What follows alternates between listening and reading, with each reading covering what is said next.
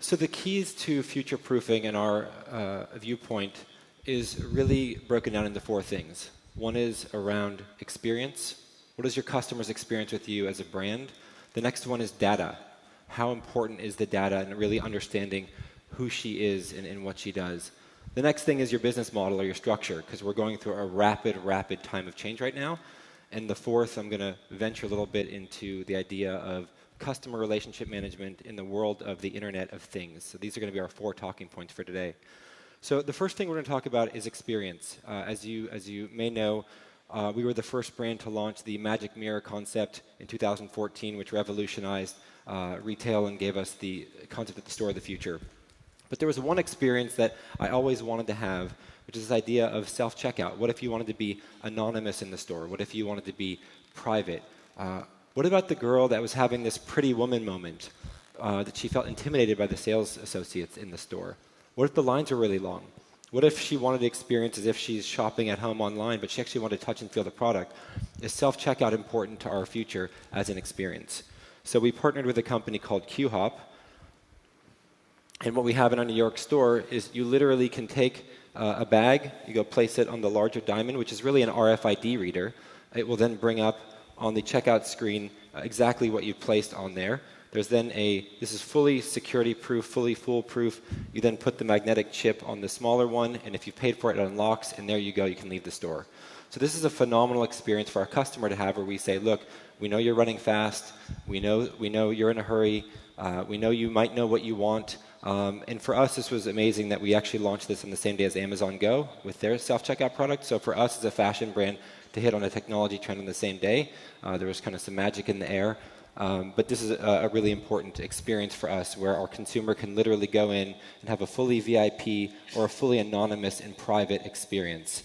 And so that's a really important thing, is this idea of what is her journey? What are her touch points? What are her pain points? What are the important things? So for us, when she's able to go into our fitting rooms and adjust the lighting, she's able to fully control the experience of the fitting room from right there. It's really, really important to her. Now she can actually self-check out her way out of the store. The next thing that I want to talk about is, in order to really compete, it really creates this sense of alignment of partnerships. You're going to have partners. You're going to have big partners, small partners, large partners, to do what you do. And so one of the things that Rebecca and I realized is that a lot of these partners, even QHop, who we worked with here, we found each other on LinkedIn, on a story. It was through LinkedIn. After we had looked at working with a Big Four consulting firm for huge expense to pull this off.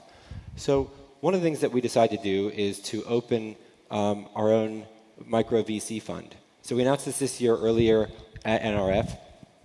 And really what we looked at is, when we look at our fitting room technology, that's through Oak Labs, another emerging vendor. So there's so many amazing vendors out there. And by setting up a micro VC fund, we are able to partner with them, let them come in and work with us, let them come in our doors, let them experience what it's like, help them through their proof of concept, and also give them a little bit of cash as well. So we announced this at NRF this year.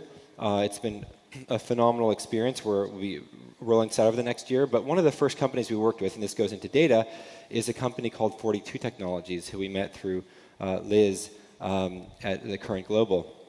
And what's amazing there is we have now a best-of-breed. A lot of times we talk about these consumer-facing initiatives. But as I said, the power here of the future is really data. So we worked with 42, and we built a leading-edge data warehouse business intelligence platform.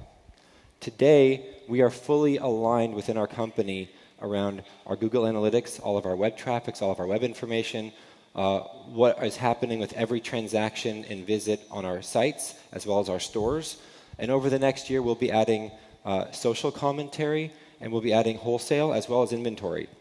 So now we have a business where I could literally sit there and go, how is our business doing across wholesale in LA? What's the social sentiment in LA? What's selling online for us? What's selling in our LA store? The power of data becomes so impactful when you're able to sit there and assemble all of your information together.